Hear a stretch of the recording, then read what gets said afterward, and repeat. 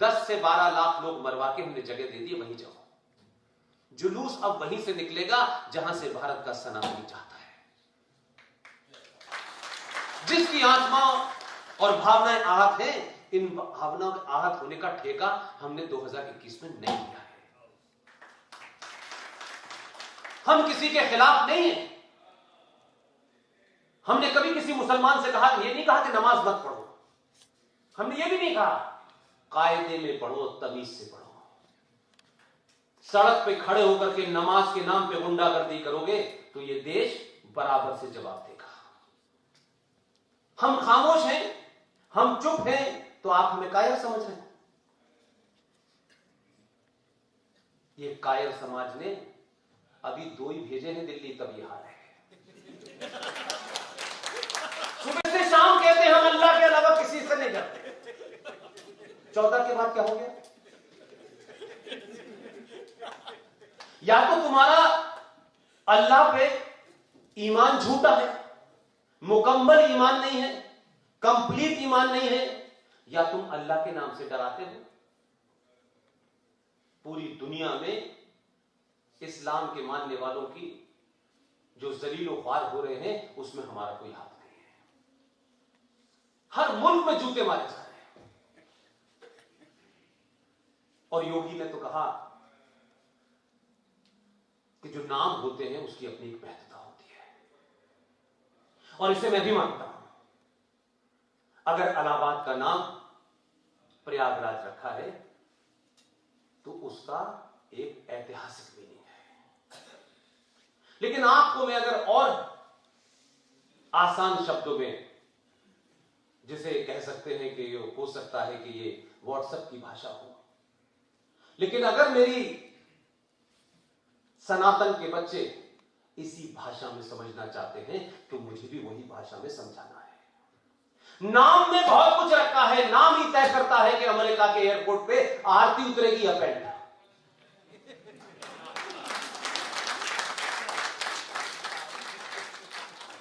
इसलिए नाम का बड़ा महत्व होता है, ये ध्यान रखिएगा।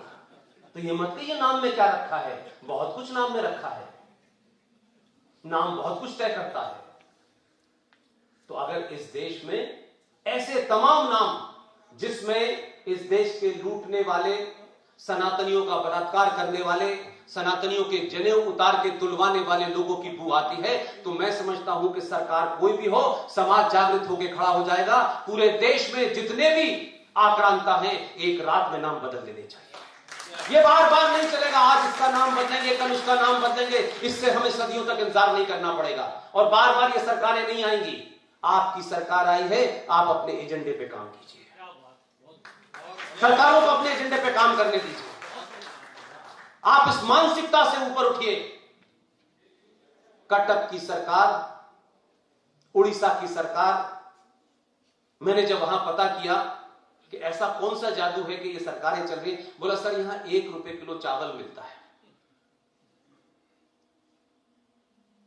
आज सनातनी समाज 1 रुपए किलो चावल में अपने राष्ट्र को बेचने पे उतारे।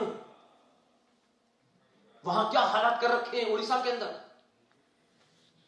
इस देश के अंदर 500 से 700 कश्मीर बन चुके हैं, जहां भारत की पुलिस नहीं जा सकती, भारत की व्यवस्था का आदमी नहीं जा सकता। और हमें लगता है कि हमारा घर 4 दीवारी में है, 2-4 लोग हैं, ये चलता रहेगा। ये गलतफहमी निकाल दीजिए। 1990 में 19 जनवरी 1990 को मेरा कैरियर 89 में शुरू हुआ है। मैं तब भी देखता था क्योंकि मेरी ट्रेनिंग ठीक ठाक जगह हुई थी। कश्मीरी पंडितों से जो भी ये बात कहता था कि भाई तुम्हारा ऑलरेडी 6 बार एक्सोडस, पलायन हो चुका है, ये 7वीं बार होने जा रहा है। वो कहते थे हम तो सदियों से साथ रह रहे हैं। उन्हें भाईजान पे बहुत भरोसा था। मैंने कहा ये ऐसे भाई हैं जो जान ही लेते हैं। नहीं समझ में आया। लेकिन जब 5 लाख कश्मीरी हिंदू उनकी पूजा पद्धति और उपासना के नाम पे मार के निकाल दिए गए, 2500 इसलिए मैंने कहा औरंगजेब ने क्या किया और बाबर ने क्या किया, न मैं जानता हूं ना आप जानते हैं। मेरी और आपकी पीढ़ी ने 19 जनवरी 1990 को भारत का पहला मक्कार, मुनाफिक, झूठा फरेबी एक मुसलमान गृह मंत्री बना, उसी राज्य का बना, उसी राज्य का था। सोचिए, उनकी मक्कारी का लेवल देखिए। उसी कश्मीर से बना, पहला मौका मिला और सरकार भी कुछ ही दिन की थी। मैं तो डेट के साथ बात करता हूं। 2 दिसंबर को शपथ ली, 8 दिसंबर को उसने अपनी बेटी को गायब कर दिया, रुबैया सईद को। और देश ने दुनिया के 4 बड़े दुर्दांत आतंकवादियों का सौदा किया और छोड़ दिया, और बेटी नीचे वाले घर के में रहती थी, ऊपर आ गई, छूट गई। कोई तस्वीर इंटरनेशनल मीडिया में नहीं है कि रुबैया सईद को लेके कहां गए थे। और ये पहले ऐसे अपहरणकर्ता थे, एक ही पीस में ले गए थे, एक ही पीस में वापस कर दिया। 8 दिसंबर को उसकी बेटी का अपहरण, वापस आ गई। गुलाम नबी आजाद के घर में गायब हुआ, 27 आतंकवादियों को छोड़ा। सैफुद्दीन सोज के घर में एक आदमी बच्चे को ले गए, उसमें से 7 लोगों को छोड़ा। ऐसा लगता था कि सबने अपने आतंकवादियों को छुड़वाने के लिए अपनी बहू बेटी को भी दांव पे लगाया, ताकि इस बहाने छोड़ने पड़ जाए, ताकि हम मजबूर हो जाएं कि देखिए हमने छोड़ा।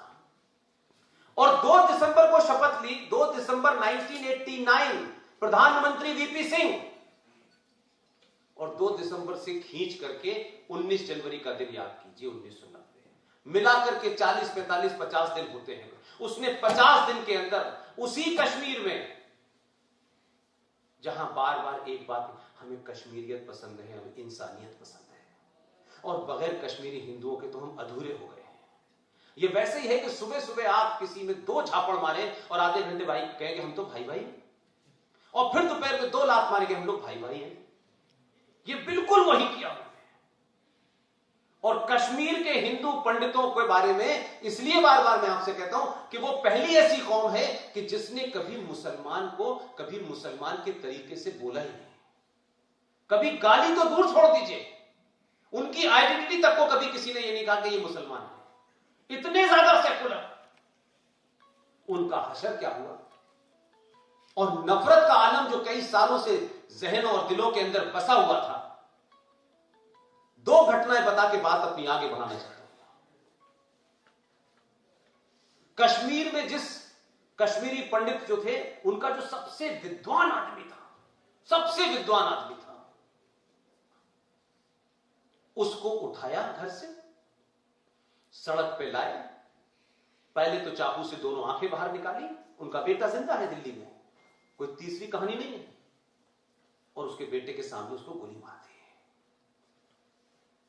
जब कुछ दिन के बाद यह हुआ कि पता करें, उनके घर में जब लोग गए, तो वो महानुभाव जिनके साथ कश्मीर के मुसलमानों ने यह किया, उनके पड़ोसियों ने किया। जानते हैं, उनकी टेबल, जो स्टडी टेबल थी, उस पर कुरान मजीद रखा हुआ था, और वो उस कुरान मजीद को कश्मीरी भाषा में ट्रांसलेट कर रहे थे। इससे बड़ा भी कोई सबूत हो सकता है सेकुलरिज्म का? ये भाई भाई का फ्रॉड, ये भाईजान का फ्रॉड, ये कश्मीरियत, ये इंसानियत, ये जमहूरियत का फ्रॉड कब तक आप लोग चलाएंगे? एक लड़की गिरजा टिक्कू नाम की, जो ऑलमोस्ट 35-36 साल की महिला थी, ये सब भाग के आए वहां से। वो जम्मू के कैंप में रह रही थी। ये कोई भी कहानी कल परसों की, इसलिए इसमें कोई झूठ का मसला नहीं है। उस जिस बैंक में काम करती थी, उस बैंक के उसके साथी मुसलमानों ने उसको संपर्क साधा और कहा कि देखो, कुछ बाहर से लोग आ गए थे। ये अक्सर बहुत होता है, जब भी कोई कांड हो जाता है बाहर से आ जाते हैं। बुराड़ी में भी लोग बाहर से आ गए थे, और शाहीन बाग में भी लोग बाहर से आ गए थे, और उन्होंने ये किया, देखो हम तो मिलजुल के रहे। आप उस लड़की का या उस लेडी का मानसिक जो उसकी बैकग्राउंड होगी, वो कितनी स्ट्रांग रही होगी, उसने यकीन कर लिया। उसने कहा बैंक की नौकरी भी मिल जाएगी, और तुम्हें बैंक के जो तुम्हारे ड्यूज है वो भी मिल जाएंगे। वो चली गई valley. Can you believe that? उसके 15 मुसलमान साथी एम्प्लॉय ने पहले उसके साथ सामूहिक बलात्कार किया और उस गिरजा टिक्कू को लकड़ी के आरे के मशीन पे रख के उसके 7 टुकड़े कर दिए। आप कहते हैं हम सब भाई भाई हैं। पृथ्वीराज चौहान भी 16 बार बेचारा भरोसा जीत रहा था, जीत नहीं पाया।